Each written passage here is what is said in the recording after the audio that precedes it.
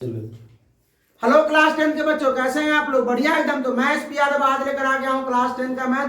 और आज हम लोग सिद्ध करेंगे प्रमेय 6.6 को। त्रिभुज चैप्टर का ये प्रमेय है 6.6। ठीक है। बिहार बोर्ड में ये प्रत्येक वर्ष 5 मार्क्स में पूछता है। कभी कभी ही नहीं पूछता है, लेकिन ये 5 मार्क्स में जो है ये प्रति वर्ष जो पूछता है। ठीक है। तो आज हम लोग इस प्रमेय को क्या करेंगे? सिद्ध करेंगे। ठीक है। ये बराबर आते हैं 5 मार्क्स में। ठीक है, शुरू किया जाए।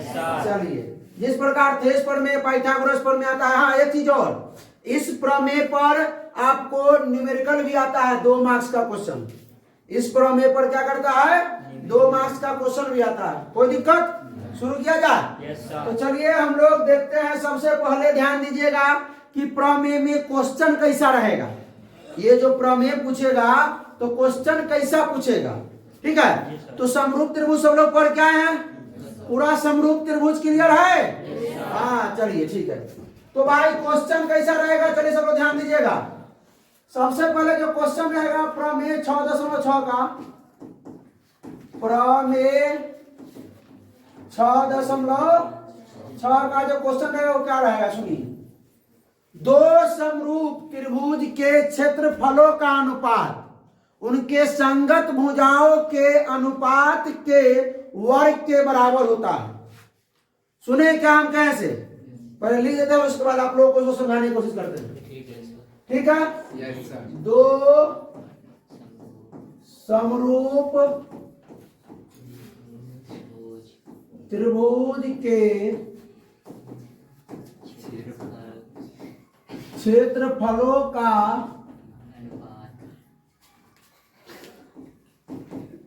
अनुपात उनके वर्ग माने बस उनके संगत भुजाओं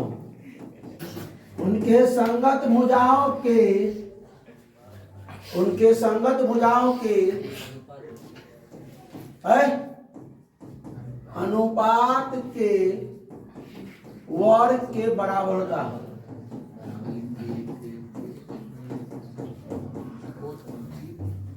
ये लिख के रखना चाहिए हमको, क्या समय थोड़ा कम लगता है। क्या बोला है कि 2 समरूप त्रिभुज है ना आपको। 2 समरूप त्रिभुज के क्षेत्रफलों का अनुपात जो होगा, ठीक है, वो दोनों समरूप त्रिभुज के जो संगत भुजा हैं उसके अनुपात के वर्ग के बराबर होगा। संगत भुजा का अनुपात देखिए, पहले त्रिभुज का क्षेत्रफल, ये त्रिभुज का क्षेत्रफल, इसकी संगत भुजा, इसकी संगत भुजा का अनुपात, ठीक है, उसके वर्ग के बराबर होगा। तो लिखते हैं क्या कहता है, चलिए। तो पहले तो 2 त्रिभुज लेते हैं हम लोग। 2 समरूप त्रिभुज ले लीजिए भाई साहब। एगो त्रिभुज ये हो गया और ये त्रिभुज एक ये हो गया। आपका ये 2 त्रिभुज है। पहले नामकरण भी कर लिया जाए इसको। आइए भाई साहब, इसको देते हैं हम ए, बी और सी। इसको देते हैं पी, क्यू और आर। 2 त्रिभुज है, ए बी सी और पी क्यू आर। ये दोनों एक दूसरे क्या है? समरूप है। क्या है? तो सबसे पहले जो हम लोग लिखते हैं विशेष प्रतिज्ञा या साधारण प्रतिज्ञा, कुछ भी जो लिखते हैं, ठीक है ना, तो दिया है लिखते हैं। क्या लिखते हैं? दिया। तो आइए भाई साहब लिखते हैं दिया है। क्या दिया है सुनिए। 2 त्रिभुज दिया है जो समरूप है। 2 त्रिभुज दिया है जो क्या है? समरूप है। यह त्रिभुज ए बी सी समरूप है किसके भाई साहब? त्रिभुज पी क्यू आर के। ये त्रिभुज ए बी सी जो है समरूप पी क्यू आर, त्रिभुज पी क्यू आर के। समरूप का मतलब क्या होता है, तो सुन लीजिए। ये कोण ए जो होगा वो कोण बी के संगत होगा। कोण बी जो होगा वो कोण क्यू के संगत होगा। कोण सी जो होगा कोण आर के संगत होगा। ये सब बता चुके हैं ना। तो इसके अनुसार हम थोड़ा लिख देते हैं बगल में, ये जगह थोड़ा निकाल करके इसके अनुसार। ये चीज नहीं हो लिखेगा तो कोई दिक्कत नहीं है। यानी कि कोण जो है आपका कोण ए बड़ा संगत है किसके? कोण बी के। कोण बी जो है वो संगत कोण है, कोण किसके? क्यू के। एवं कोण जो क्या सी वो संगत है कोण किसके नीचे लेते हैं कोण सी वो संगत है कोण किसके कोण जानबे करते हैं कि संगत कोण क्या होता है बराबर होता है संगत कोण क्या होता है अगर दो त्रिभुज समरूप है तो उसके संगत कोण क्या होंगे बराबर होंगे उसके बाद उसकी संगत भुजाएं समानुपाती होती है मतलब संगत भुजाएं समानुपाती कहने का मतलब क्या है संगत भुजाओं का जो अनुपात होगा वो समान होगा संगत भुजाओं का जो अनुपात होगा वो क्या होगा तो संगत भुजाएं कौन कौन है भाई ए के सामने बी सी ए का संगत कौन है पी तो पी के सामने क्यू आर मतलब बी सी जो है वो क्यू आर के समानुपाती है ना इसी क्वेश्चन के अनुसार जो दिया है उसके अनुसार जो BC है दूसरा पेन से जो BC है वो किसके समानुपाती है वो नहीं BQ जो भुजा है वो QR भुजा के संगत है तो संगत भुजाएं समानुपाती होती है संगत भुजाएं का अनुपात समान होता है अब आइए जो B के सामने जो भुजा है ये AC तो B का संगत कौन Q तो Q के सामने जो भुजा है क्या PR तो AC और PR संगत भुजा है तो संगत भुजाएं का अनुपात हम लिख सकते हैं क्या AC बटा में PR बराबर C के सामने क्या है भाई साहब AB और R के सामने क्या है PQ तो जो AB होगा वो किसके PQ के ना AB PQ के संगत है मतलब AB बटा PQ लिख सकते हैं कोई दिक्कत मतलब ये बात इसने कहा इतना कहते हैं ये चीज होगी ठीक है या इतना चीज अगर है तो ये चीज है त्रिभुज ABC अगर त्रिभुज PQR के समरूप है तो सभी संगत कोण बराबर होंगे और संगत भुजाओं का जो अनुपात होगा वो समान होगा या संगत कोण बराबर है संगत भुजाएं एक ही अनुपात में या समानुपाती है ठीक है तो हम बोल सकते हो त्रिभुज क्या है समरूप है कोई दिक्कत इसमें नहीं ना तो मतलब ये जो आपको ये दिया है ना ये सवाल उसके अनुसार ये है आप चाहे तो हेर फेर करके लिख सकते हैं क्या पहले AB बटा PQ अथवा BC बटा QR AC बटा PR कर दे क्या ठीक है कोई दिक्कत नहीं मतलब ये सब एक दूसरे की क्या है बराबर है अब हमको सिद्ध क्या करना है मेरे भाई अब जो है वो सिद्ध करना है कि सिद्ध क्या करना है कि सुनिए त्रिभुज के क्षेत्रफलों का अनुपात त्रिभुज के क्षेत्रफलों का अनुपात तो पहले त्रिभुज को रहे ABC और PQR रटने वाला बात नहीं 200 मिनट में हो सकता है ये वीडियो 5 मिनट में हो सकता है इसमें करेंगे तो लेकिन रटना नहीं अपने को कंसेप्ट के साथ पढ़ना है बात समझे क्या हाँ।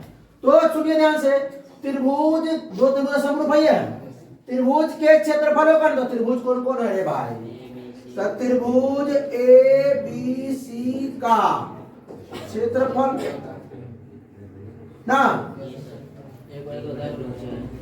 बटा में त्रिभुज PQR का क्षेत्रफल मैंने कहा इसका अनुपात क्या होंगे इस त्रिभुज के संगत भुजाओं इस त्रिभुज के जो संगत भुजाएं हैं उसके अनुपात के वर्ग के बराबर होगा तो इस त्रिभुज के और इस त्रिभुज के जो संगत भुजाएं हैं उसका अनुपात पहले निकाल लीजिए ठीक है तो त्रिभुज ABC और त्रिभुज PQR ये आपको हम समझा रहे हैं आपको तो वहां तो भाई 2 मिनट में लिख दीजिएगा इसको पहले समझिए ठीक से देखिए इस चीज को त्रिभुज ABC में त्रिभुज PQR में संगत भुजाएं क्या है भाई तो संगत भुजा का अनुपात जी सर भाई उनके संगत भुजाओं के अनुपात तो त्रिभुज के क्षेत्रफल का अनुपात तो हो गई अब इनके संगत भुजाओं का अनुपात संगत भुजा क्या है AB का संगत भुजा मतलब AB भुजा का संगत PQ ना तो AB बटा में PQ बराबर क्या होता है ये BC भुजा का संगत भुजा कौन होगा तब BC बटा QR AC भुजा का संगत भुजा AC बटा PR लेकिन बोला है संगत भुजाओं के अनुपात के वर्ग के बराबर। रे भाई साहब, इसका वर्ग भी करना है, इसका मतलब हमको यही चीज सिद्ध करना है। हमको क्या करना है? यही चीज जो है वो प्रूफ करना है। इसको तनका ऊपर घसका देते हैं, कोई दिक्कत है ना। ये चीज, यही चीज हमको क्या करना है? प्रूफ करना है। अब सुनिए ध्यान से, ये प्रूफ कैसे होगा? तो पहले तो एगो रचना करना पड़ेगा। क्या करना पड़ेगा? रचना। आइए ये करते हैं रचना। रचना में क्या करेंगे? पहले इसको इस सब हटा देते हैं कि ये सब अब कोई काम नहीं है, ये तो समझने के लिए सब किए थे, ये सब अब कहानी खत्म। चलिए ये सब सुने ध्यान से। त्रिभुज ए बी सी के ए से लंब डालेंगे बीसी पर, तो ए से ए एम लंब डाल देते हैं। तो हम ए से क्या करेंगे? एक लंब डाल देंगे ए से,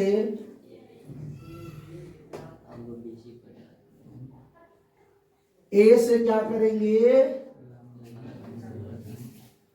एडी ए एम लंब डालेंगे कहां पे?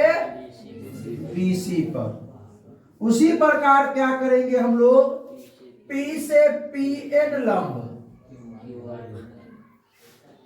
पी से पी एन लंब, ठीक है ना हो? पी से हम पी एन लंब डालेंगे कहां पे डालेंगे भाई साहब? क्यू आर पर। चलिए क्यू आर पर डालेंगे।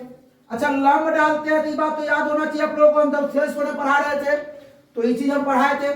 लंब जहां डालते हैं तो 90 का होगा, हाँ ये भी 90 का होगा, ये भी 90 का होगा, कोई दिक्कत? अब बात को सुनिए ध्यान से, देखिएगा कि हम क्या करने वाले हैं, ठीक है? ये कोई भी त्रिभुज अगर देगा आपको, इस यहां से यहां अगर लंब डाल देंगे तो इस त्रिभुज का आधार कौन होगा? सो बताइए पहले। ए बी सी आधार कौन होगा? ए सी। आर ऊंचाई कौन होगा? बी, और जो डालेंगे लंब एम, बी एम, ठीक है? तो पढ़ाए हुए हैं किसमें? तेज पढ़ने में। तो आधार और ऊंचाई वाला कॉन्सेप्ट नहीं भूलिएगा। तो चलिए भाई साहब, आइए अब शुरू करते हैं। पहले तो रचना लिख लेते हैं। तो लिखेंगे त्रिभुज ए बी सी में ए से ए डी, एम ना हो, ए एम लंब, अच्छा इसे लिख रहे ए, अरे ए एम लंब बीसी पर डाला। एवं त्रिभुज किसमें भाई साहब? पी क्यू आर में पी से पी एन लंब क्यू आर पर डाला। चलिए ये चीज हो गया रचना। इतना आसान है रचना। त्रिभुज एबीसी में ए से ए एम लंब पीसी पर बीसी पर डाला, और त्रिभुज पी किस में? पी क्यू आर में पी से पी एन लंब किस पे? क्यू आर पर डाला। कोई दिक्कत? अभी क्योंकि आगे आने वाला मैं पाइथागोरस पर में, तब पाइथागोरस पर में इसी लिखना पड़ता है, इसलिए बता दिए। नहीं तो हम खींचा के लिख सकते, अलग अलग करके लिख सकते। अब तनी सुनिए, तनी कलम चेंज करते हैं। आइए कलर चेंज में आप लिखेंगे अब औपपत्ति, मतलब अब जो है इसको सिद्ध करना शुरू कीजिए।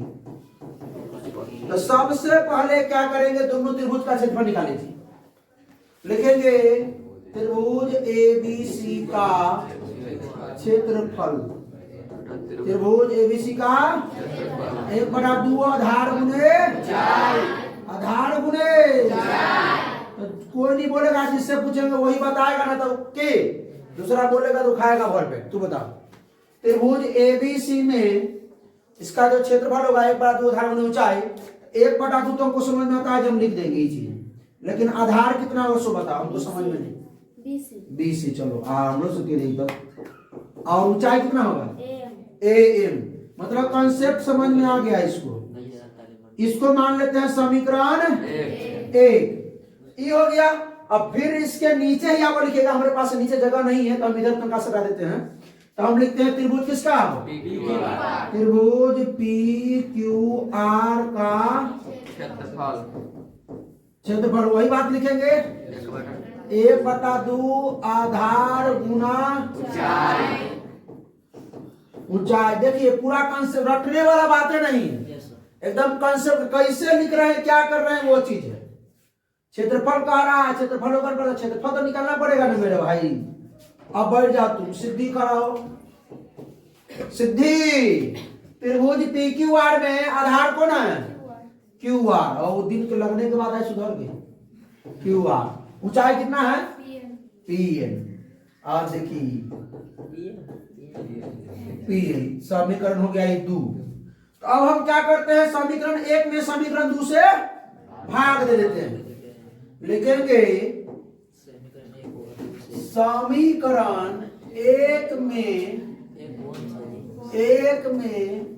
समीकरण 2 से भाग देने पर भाग देते हैं।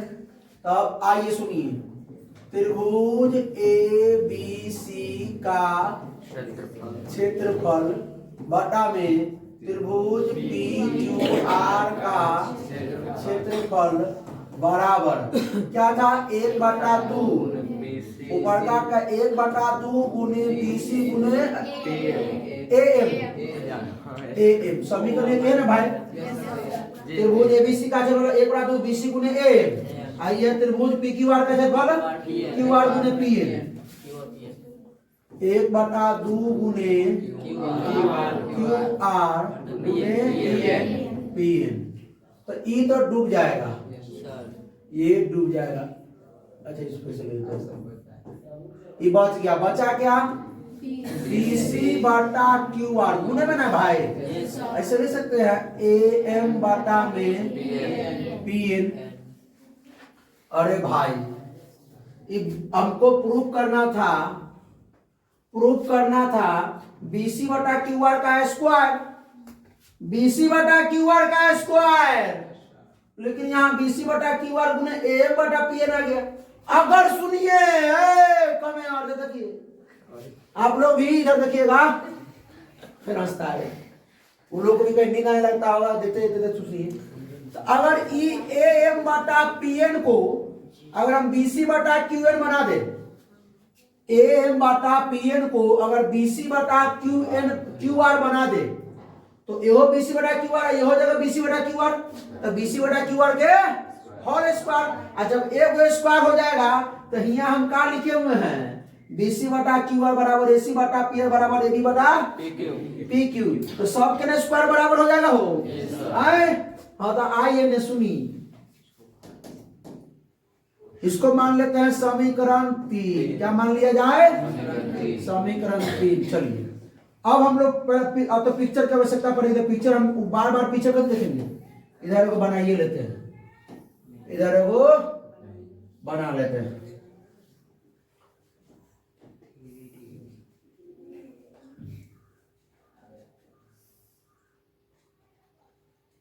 ये हो गया नामकरण ए बी सी और एम, पी क्यू आर और ये एन यहाँ है आर। ये आपका 90 डिग्री है, ये आपका 90 डिग्री। तो सुनिएगा भाई साहब, तो हम कहें कि बीसी बटा क्यू आर, तो भाई बीसी बटा क्यू आर तो आ चुका है।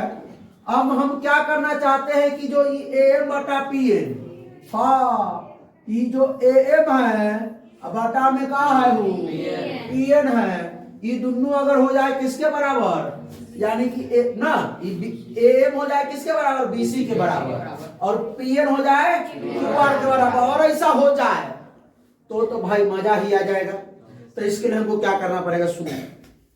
एक वो त्रिभुज कौन है, ए एम बी में चलेंगे या ए बी एम में, और त्रिभुज पी एन क्यू में चलते हैं।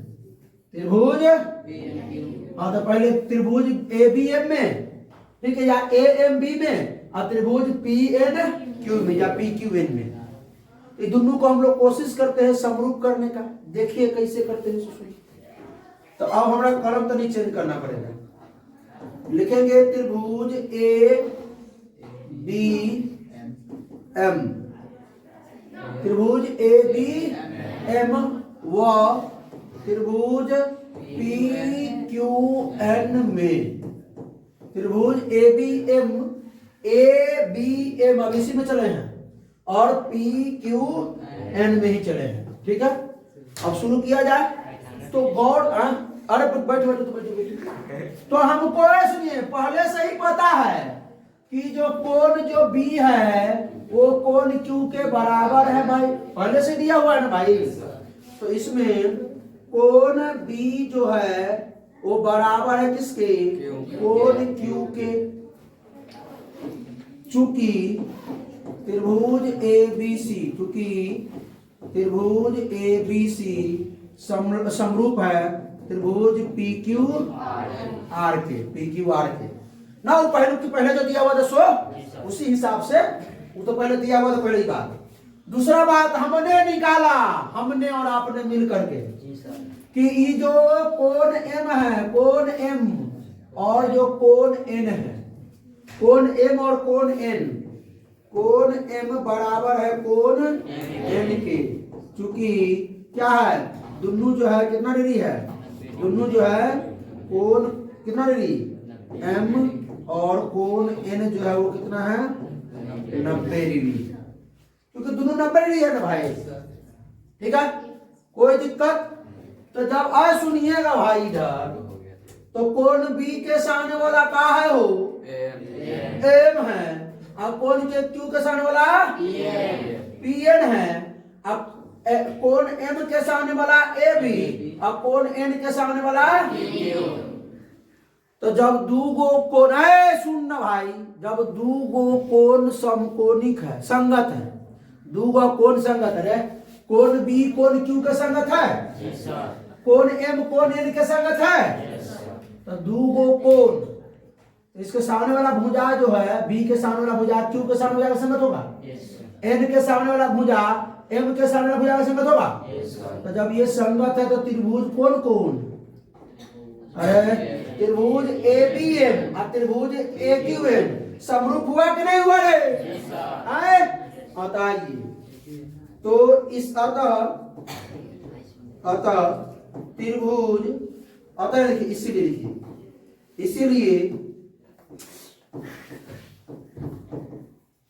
इसीलिए त्रिभुज ABM तथा त्रिभुज PQN क्या है, समरूप है ना, समरूप त्रिभुज ABM समरूप हुआ त्रिभुज PQN के।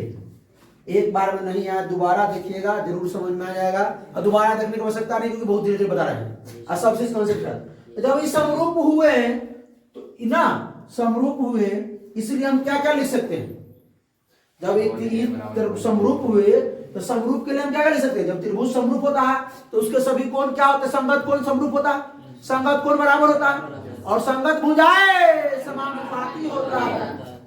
तो B के सामने वाला क्या है रे भाई, फिर सुनो, M के सामने वाला क्या है AB, M के सामने वाला है AB, कलरवा चेंज करूं, कलर AB, M का संगत कौन कौन है रे भाई N के सामने वाला PQ, तो संगत भुजा का अनुपात PQ हो गया बराबर। संगत भुजा तो भाई आपका ये भी संगत कौन, तो कौन तो आपका B है, B का संगत कौन Q, तो B के सामने भुजा AM और Q के सामने वाला भुजा PN। और ये तो निकल रहा है, सुनिए सुनिए सुनिए सुनिए, AB बटा PQ AM बटा PN, हमको ये है AM बटा PN का मान चाहिए, है सुनिए इधर देखिए, इधर देखिए, AM बटा PN के जगह पे, इस जगह पे हम AB बटा PQ डाल देंगे, डालने से कौन फायदा, कोई फायदा नहीं, एगो फायदा हो सकता है। सुनिए AB बटा PQ को, AB बटा PQ को क्या लिख सकते हैं, सुनिए इधर कम है, इधर देखिए, उन्हें ध्यान नहीं, AB पूरा फोकस यहाँ पे, पूरा फोकस, AB बटा जो PQ है उसको हम BC बटा QR लिखेंगे, हमारे पास क्षमता है लिखने का, बराबर ही तो वही रहेगा ए एम बाटा में पी एन। अब आप लोग बताइए कि ए बी बाटा पी क्यू को बी सी बाटा क्यू आर लिखे, क्यों लिखे? ए बी बाटा क्यू आर क्यों लिखे? कि जबरदस्ती है लिखने का? नहीं तो क्यों लिखे? तुम लोग बताएगा क्यों लिखे? अरे भाई सबसे पहले जो दिया था त्रिभुज ए बी सी और त्रिभुज पी क्यू आर समरूप है, तो समरूप होने के लिए इसके कोण जो था वो इसके जो कोण थे संगत कोण बराबर थे, असंगत भुजाएं समान अनुपात में थे। आए तो संगत भुजा जो ए बी है जितना वो तो बीसी के बटा क्यू आर के बराबर है कि ना? ए बी बटा पी क्यू बराबर है बीसी बटा। अगर ए बी बटा पी क्यू का जगह हमको लिखना होता ए सी बटा पी आर तो भी लिख सकते थे। आया बात समझ में कि नहीं? अब आ गया तो वही बात तो हो गया। इस समीकरण हो गया आपका 4। क्या हो गया समीकरण? तो समीकरण 4 में जो है आपका ये बीसी का मान, ऐसा कीजिए ना, हम यहाँ जो क्या एम बटा एम पी एन का मान जो है हम क्या करते हैं इसमें समीकरण 3 में रख देते हैं। क्या एम बटा पी एन का मान समीकरण किस में रखने पर? 3 में रखने पर। लिखिए लिखिए भाई दूसरा पेन से। एम बटा पी एन का मान समीकरण 3 में रखने पर। अच्छा ई क्यों हुआ सो नहीं लिखे रीजन? अरे रीजन लिख देते हैं ना भाई, चूंकि दूसरा पेन से, चूंकि त्रिभुज ए बी सी समरूप है त्रिभुज पी क्यू आर। इस तरह का लिखने क्यों बनाइएगा ना तो पावर ना है, इसको टावर को हिला देने का, चेक करने वाला को हाँ इसको हिला देने का। टावर एक प्रकार का है, हाँ पिलर समझिए। अब सुन इधर देख, इधर त्रिभुज एबीसी समरूप हुए त्रिभुज पी क्यू आर, इसीलिए ऐसा हुआ। ठीक है, उसमें था नहीं बात, उसमें ये बात था ना रे कि ए बी बाटा क्या बोलो पी क्यू बराबर बी सी बाटा क्यू आर, इसी था उसमें। एक बारो था ए सी बाटा पी आर। अब सुनो तो समीकरण 3 का हो रे भाई, इसको लाओ यहाँ उठा करके। वो ना नहीं, त्रिभुज ए बी सी का क्षेत्रफल बाटा में त्रिभुज पी क्यू आर का क्षेत्रफल, यही चीज ना था, बराबर में ये चीज था। क्या था? बीसी बाटा और गुना में था एम बाटा में, एम बाटा पी एन के जगह पर एम बाटा पी एन के जगह क्या रख देते हैं? बीसी बाटा। अच्छा यहाँ ए बी बाटा पी क्यू से बीसी बाटा क्यू आर समझ में आया कि नहीं? हाँ आइए, ये हो गया बीसी बाटा क्यू आर और इसके जगह पे भी बीसी बाटा क्यू आर। क्या हो गया आपका? बीसी बाटा क्यू आर का। तो त्रिभुज एबीसी का क्षेत्रफल में त्रिभुज पी क्यू आर के बराबर हो जाएगा। दोबारा चित्र आप लोगों को नहीं बनाना है, ये हमने समझाने के लिए दिया। ठीक है, बीसी बटा क्यू आर, बीसी बटा क्यू आर क्या हो गया? ये हो गया। तो इस प्रकार हम अब आगे लिखा जाए, ये हो गया त्रिभुज एबीसी का जो बराबर त्रिभुज पी क्यू आर का जो बराबर। अरे ये होना गया भाई, यहाँ लिख दीजिएगा, आपको मन है लिखने का। क्योंकि ए एम बटा पी एन बराबर बी सी बटा क्यू आर लिख दीजिए, वो लिख दीजिए, क्या ना है?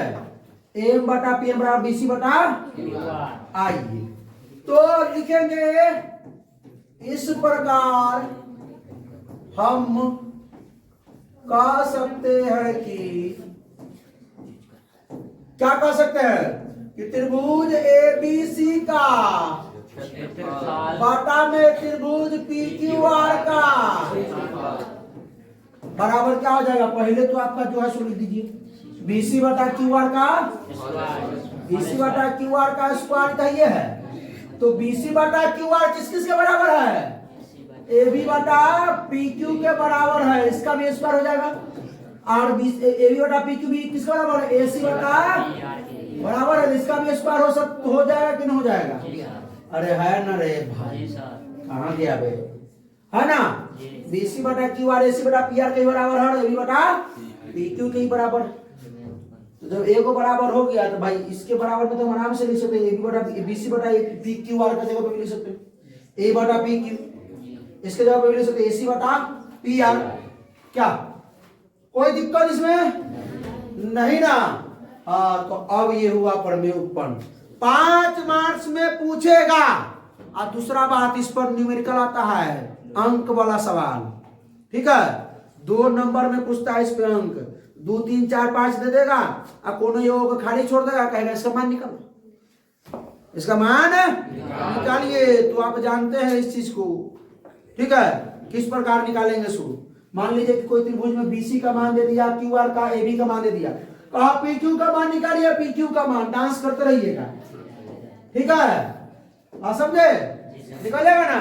इससे फंसा देंगे, आराम से निकल जाएगा। स्क्वायर करके x मान के निकाल लीजिएगा, निकल जाएगा ना? निकल जाएगा हो, कराएंगे कल इस पर सवाल। तो आइए क्लास आज को करते हैं इतना ही पे, फिर मिलते हैं हम लोग इसमें अगले लेक्चर में। तो बहुत बहुत धन्यवाद आप लोगों का।